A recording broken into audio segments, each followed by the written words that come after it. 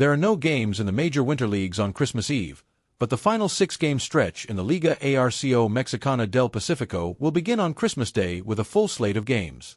Here are the potential playoff scenarios for each team as the Lamps' regular season draws to a close. Jaguars de Nayarit, 18-9. Having won 6 straight, the Jaguars are tied with the Tomateros for first place in the second half and hold the tiebreaker with a 2-1 head-to-head record. They travel to Los Mochis for 3 games before finishing the season with 3 games at home against Culiacan, and could finish anywhere from 1st to 6th in the second half, but will make the playoff regardless of how the season ends, and will almost certainly have home field advantage in the first round. Tomateros de Culiacan, 18-9. The Tomateros host Mexicali for 3 and then travel to Nayarit. Like the Jaguars, and could finish anywhere from 1st to 6th in the second half, but will make the playoff regardless of how the season ends. But a weak first half means that Lorenzo Bundy's club likely needs to win the second half to secure home field advantage in the first round of the playoffs. Naranjeros de Hermosillo, 17-10. Currently tied with Los Mochis in the points, Hermosillo holds the tiebreaker on the basis of their overall record and would get the 3rd seed if the playoffs began today. They'll play a road series against Tucson at home, and then host Obregon to close the regular season, and could finish as high as 1st or as low as 8th in the second half, but should start the playoffs with home field advantage in the first round unless they completely collapse. Charros de Jalisco, 15-12. The Charros could win the second half or finish as low as 9th, but Benji Gill's team will make the playoffs, and have a more than a puncher's chance at making it through to the Caribbean Series, which they're hosting. They host Guasave for 3 and then go to Mexicali for 3, so 6 straight losses is unlikely. A 4th-place finish in the second half would get them the 6th seed in the playoffs. Caneros de Los Mochis, 13-14. A second-place finish in the first half really boosted the Caneros' chances at home field advantage, though they need to finish better than .500 over the final 6 games of the regular season.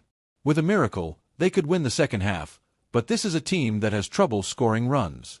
If they can maintain their position, they get the 4th seed, but they'll have 3 home games against Nayarit and 3 on the road at Mazatlan. Yaquis de Obregon, 13-14. The Yaquis won the first half, and could finish anywhere from 1st to 10th in the second half, though they're all but guaranteed a top 4 seed because of their success early in the season. Aguilas de Mexicali, 13-14. 1st through 10th are all possible in the second half, but the Aguilas face Culiacan on the road and then host Jalisco. A finish between 5th and 8th is likely, as is a road playoff series. Algodoneros de Guasave, 11-16.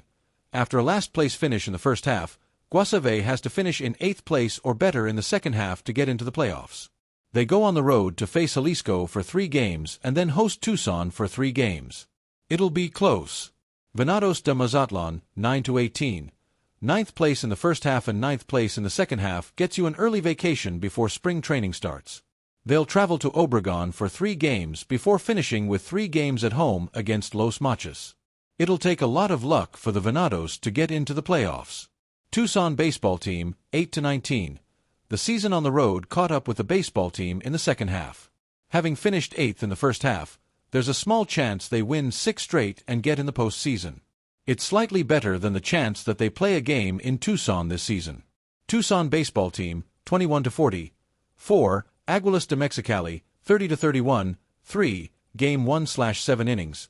Agustin Ruiz hit a solo homer to get the baseball team on the board in the first, and Ramon Mendoza drove in the go-ahead run in the 6th with a double. Ruiz scored twice and went 2-for-2 with 2 walks. Alejandro Flores hit a 2-run homer for Mexicali. Aguilas de Mexicali, 31-31. 1. Tucson baseball team, 21-41. 0. Game 2/7 innings. Marco Jamie drew a bases-loaded walk in the 4th, forcing Alex Mejia across the plate with the game's only run. Starter Ernesto Zaragoza limited Tucson to 1 hit over 5 scoreless innings.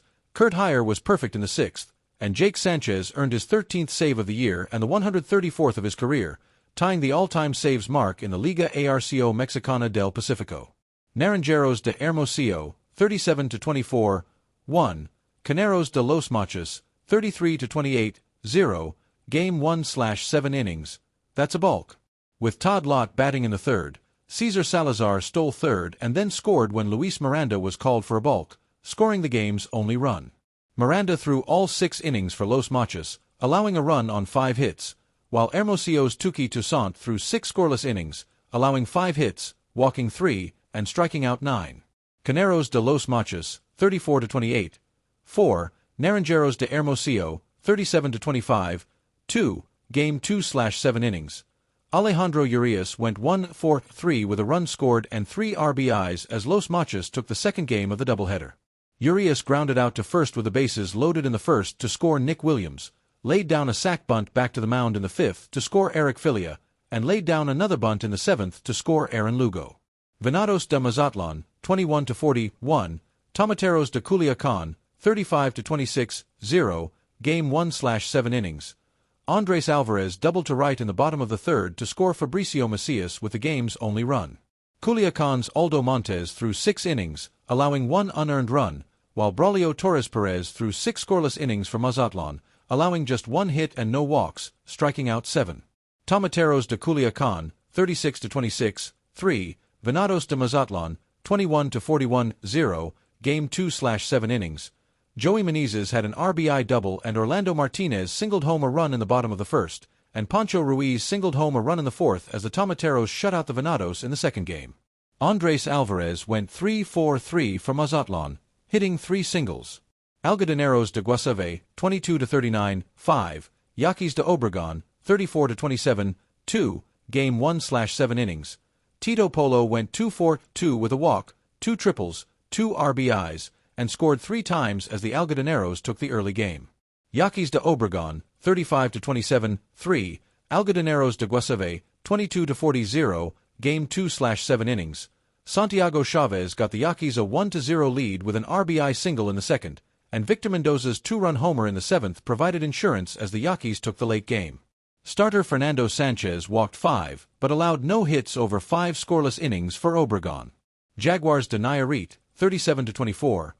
4. Charros de Jalisco, 35-26, 2, Game 1/7 innings. Aaron Zavala hit a 3-run homer, his 4th of the year, and Nico Vasquez followed him with a solo homer in the first to get the Jaguars a 4-0 lead that held up. Robert Duggar threw 5 2/3, allowing 2 runs on 4 hits for Nayarit. Jaguars de Nayarit, 38-24. 4. Charros de Jalisco, 35-27, 2, Game 2/7 innings. Jose Orozco's 3-run homer in the second got the Jaguars another early lead that held up. 6 Nayarit pitchers combined to allow 2 runs on 3 hits and 2 walks as the Jaguars notched their 6th straight win.